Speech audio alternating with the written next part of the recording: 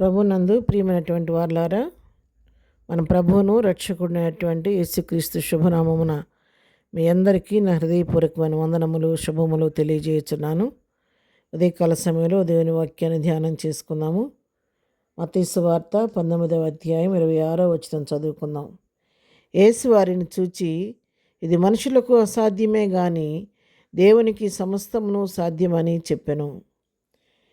మనుషులకి ఇది అసాధ్యం, కానీ దేవునికి ఇది సాధ్యమని ఇక్కడ దేవుని వాక్యం సెలవిస్తూ ఉంది.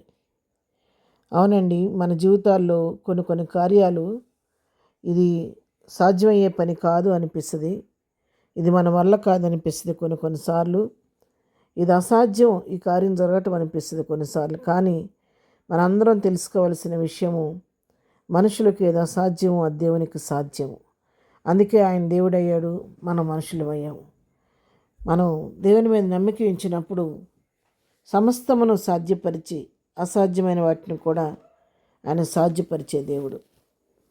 ఆదికాండంలో 18వ అధ్యాయంలో మనం గమనించినట్లయితే, అబ్రహాం గుడారాన్ని 3 వ్యక్తులు దర్శించినప్పుడు వారు భోజనం చేసిన తర్వాత వారు తిరిగి మళ్ళా మీదటికి వస్తాము, అప్పుడు శారా గర్భం ధరించి నీ కుమారుని కంటదని చెప్పినప్పుడు, వృద్ధురాలనైనా నేను గర్భం ధరించడానికి శక్తి లేని నేను బలముడిగిపోయిన తర్వాత నేను గర్భం ధరిస్తానా అని శారా నవ్వుకున్నప్పుడు వాళ్ళు అంటున్నారు, దేవుడే మాట్లాడుతున్నాడు వాళ్ళతో. 18వ అధ్యాయం 13వ వచనం మనం చదువుకుంటే, అంతటి యెహోవా అబ్రహాముతో, వృద్ధురాలనైనా నేను నిశ్చయముగా ప్రసవించదనా అని శారా నవ్వునేలా, యెహోవాకు అసాధ్యమైనది ఏదైనా ఉన్నదా? మీదటికి కాలమున నిర్ణయ కాలమందు మీ యొద్దకు తిరిగి వచ్చేదను, అప్పుడు శారాకు కుమారుడు కలుగునెను. చూసారు, ఇక్కడ యెహోవా దేవుడు చెప్తున్నాడు అబ్రహాముతో. ఆయన అంతరంగాన్ని పరీక్షించే దేవుడు కాబట్టి గుడారం చాటున శారా నవ్విన సంగతి గ్రహించి, వృద్ధురాలనైనా నేను నిశ్చయముగా ప్రసవించేదని శారా నవ్వనేలా అని తన మనసులో అనుకున్న మాటని ఇక్కడ బయలుపరుస్తూ మరొక సత్యాన్ని కూడా చెప్తున్నాడు. యెహోవాకు అసాధ్యమైనది ఏదైనా ఉన్నదా అని ప్రశ్నిస్తున్నాడు. అవును ప్రియులారా, యెహోవాకు అసాధ్యమైనది ఏదీ లేదు, ఆయనకి సమస్తమును సాధ్యమే. ఇర్మియా గ్రంథం 32వ అధ్యాయం 27వ వచనం కూడా మనం గమనించినట్లయితే, అంతటి యెహోవా ఇర్మియాకు ప్రత్యక్షమై ఇలాగ సెలవిచ్చెను, నేను యెహోవాను, సర్వశరీరులకు దేవుడను, నాకు అసాధ్యమైనది ఏదైనా నుండునా అని ఇక్కడ కూడా దేవుని వాక్యం ప్రశ్నిస్తుంది. నేను సర్వశరీరులకు దేవుడను, నాకు అసాధ్యమైనది ఏదైనా ఉంటుందా అని చెప్పి ఇక్కడ కూడా దేవుని వాక్యం ప్రశ్నిస్తున్నట్టుగా మనం చూస్తూ ఉన్నాము. మరి లోకాసు వార్తలో కూడా 1వ అధ్యాయం మనం గమనించినట్లయితే 37వ వచనం చదువుకుందాం. దేవుడు చెప్పిన ఏ మాట నిరర్ధకము కానేరదని ఆమెతో చెప్పాను. దేవుడు ఒక మాట ఇచ్చాడంటే ఆ మాటను ఆయన నెరవేర్చి తిరుగుతాడు. కానీ ఇది నా వల్ల కాదు, చేద్దాం అనుకున్నాను కదా, నా శక్తి సరిపోవట్లేదు అని ఎప్పుడు కూడా వెనక్కి తీసే దేవుడు కాదు. ఎందుకంటే ఆయన ఇది నేను చేయలేని పని అని చెప్పేటని మాట దేవుడి నోట ఎప్పుడూ రాదండి.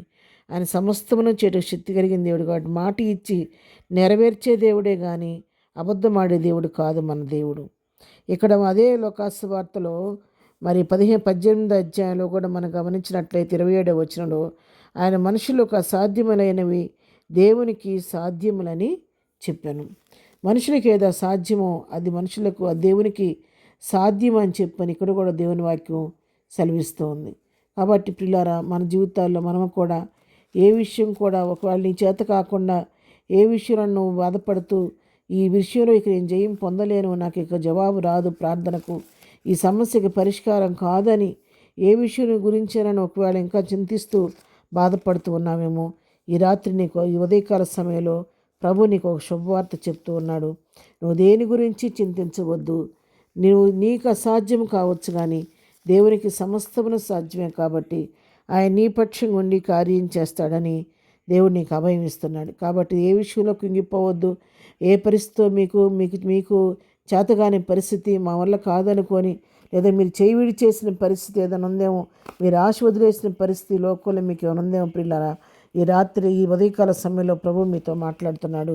దేవుడు ఆయన హెచ్చరిస్తూ ఉన్నాడు, నాకు అసాధ్యమైంది ఏమీ లేదు.